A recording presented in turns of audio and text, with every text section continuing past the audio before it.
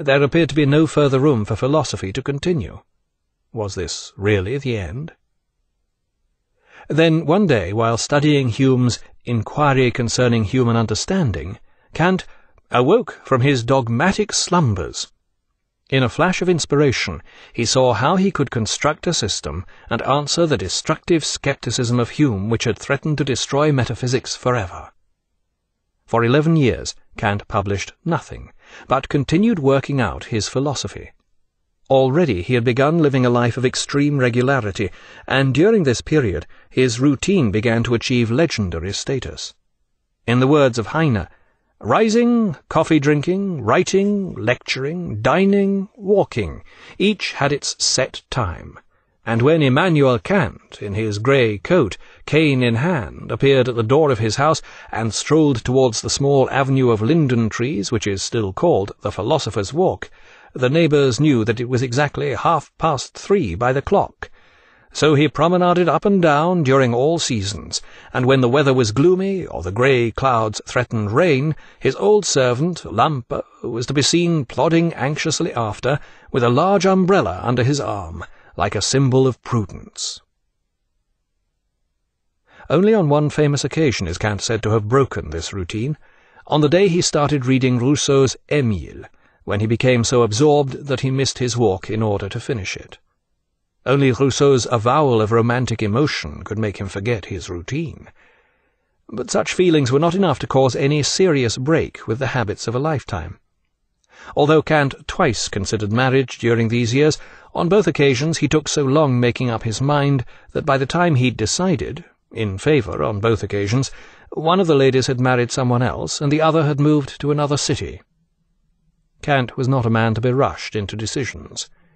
Yet his admiration for Rousseau's romantic ideas was not confined to theory. Years later, when many of Rousseau's ideas came to fruition with the outbreak of the French Revolution, Kant wept with joy, a rare sentiment in the fiercely conservative provincial Prussian city of Königsberg, and probably unique among its university establishment. In 1781, Kant at last published his Critique of Pure Reason, generally regarded as his masterpiece.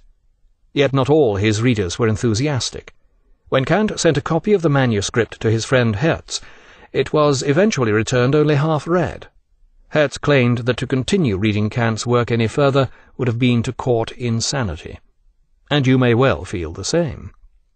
In his Critique of Pure Reason, Kant decided to dispense with many interesting arguments and concrete examples for fear of making his work too long. Even so, in the translated version it runs to over 800 pages, and most of it is like this. The apodictical proposition cogitates the assertorical as determined by these very laws of the understanding, constantly affirming as a priori, and in this manner it expresses, even in the finest translation it only sounds better, la proposizione apodittica concepisce il giudizio assertorio determinato secondo queste leggi dell'intelletto stesso, per conseguenza, come affermativo a priori, ed esprime così. You don't want to know what it's like in German.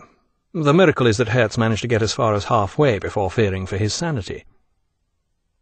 But don't let this distract you from the magnificence of Kant's actual system. Kant's aim was to restore metaphysics.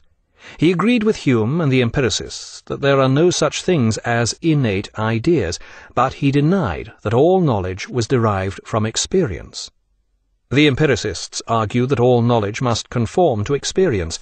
Kant brilliantly reversed this by saying that all experience must conform to knowledge. According to Kant, space and time are subjective. They are our way of perceiving the world. In a way they are like irremovable spectacles, without which we are incapable of making sense of our experience. But these are not the only subjective elements that help us understand our experience. Kant explained that there are various categories, as he called them, which we conceive of by means of our understanding working independently of experience. These categories include such things as quality, quantity, and relation. These too are like irremovable spectacles. We cannot see the world in any other way than in terms of quality, quantity, and so forth. But through these irremovable spectacles we can see only the phenomena of the world. We can never perceive the actual noumena, the true reality that supports or gives rise to these phenomena. It has been observed that only a man who has never seen a mountain could possibly believe that space is not there outside us, only part of our perceptual apparatus. And common sense would seem to agree with this. But such gauche ad hominem objections have nothing to do with philosophy. Space and time, and the categories, which include such notions as plurality, causality, and existence, can only be applied to the phenomena of our experience. If we apply them to things which are not experienced, we end up with antinomies, that is, contrasting statements, both of which can apparently be proved by purely intellectual argument. In this way, Kant demolishes all purely intellectual arguments for the existence or non-existence of God. We simply cannot apply such a category as existence to such a non-empirical entity. As we can see, Kant was not in favour of a wholesale return to metaphysics in his critique of pure reason. By pure reason, Kant here means a priori reason, something that can be known prior to experience. Hume had denied such transcendental entities, ones that transcend experience. But Kant was convinced that he had restored this transcendental, metaphysical element to philosophy in the form of his categories of pure reason. Hume's sceptical view may seem simplistic, and is certainly unworkable if we wish to live in the real world. His denial of causality effectively reduces the whole of science to the status of metaphysics. Kant's view, on the other hand, is immensely subtle and sophisticated, but it scarcely overcomes Hume's point from a philosophical point of view. We may not be able to experience the world without conceiving of space, quantity, and so forth, but it is difficult to argue that these are not an integral part of that experience, or to see how they could exist without it, that is, prior to it. On the other hand, Kant's argument that we can never know the real world carries considerable weight. All the things we perceive are only phenomena. The thing in itself, the noumena, which supports or gives rise to these phenomena, remains forever unknowable, and there is no reason why it should resemble in any way our perceptions. The phenomena are perceived by way of our categories, which have nothing whatsoever to do with the thing in itself. This remains beyond quality, quantity, relation, and the like. After publishing the critique, Kant continued to live his life of rigid routine. This did not preclude an element of socializing, though this was always very much a minor element in his life. He maintained relations with a number of his brighter students, as well as a few members of the faculty, yet he was never close with any of them.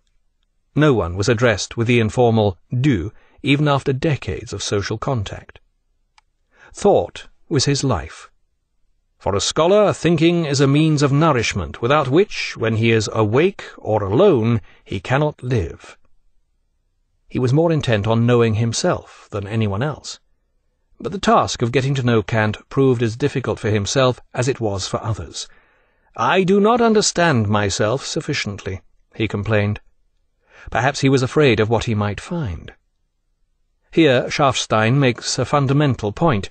This thing in itself was not simply unknown, it was forbidden, for it was Kant's suppressed emotional life, I take it, and he was afraid that if it was revealed, he would be devastated. Kant was well aware that he had no friends, but this didn't bother him. He was fond of quoting Aristotle's remark, "My friends, I have no friends." Indeed, he positively recommended this state. Friendship is a restriction of favourable sentiments to a single subject, and is very pleasing to him towards whom they are directed, but also a proof that generality and goodwill are lacking. Psychologists have claimed that Kant's inability or unwillingness to form close relationships indicated a profound unhappiness. But Kant does not appear to have been unhappy, quite the opposite. Those who met him remarked on his cheerfulness. Kant's disposition was by nature meant for cheerfulness. He saw the world with a glad look and transferred his cheerfulness to external things. Therefore he was usually disposed to be happy, was a typical observation by one of his colleagues. 7 years after the publication of his Critique of Pure Reason, Kant published his Critique of Practical Reason. Shorter than its predecessor, it makes no other concessions to the reader. When I came across the first edition, owned by Coleridge, an ardent fan of Kant, I couldn't help noticing that some of the pages were still uncut. Had its set time, and when Immanuel Kant, in his grey coat, cane in hand, appeared at the door of his house and strolled towards the small avenue of linden trees, which is still called the philosophy, there appeared to be no further room for philosophy to continue. Was this really the end? Then one day, while studying Hume's Inquiry Concerning Human Understanding, Kant awoke from his dogmatic slumbers. In a flash of inspiration, he saw how he could construct a system and answer the destructive skepticism of Hume which had threatened to and during this period his routine began to achieve legendary status.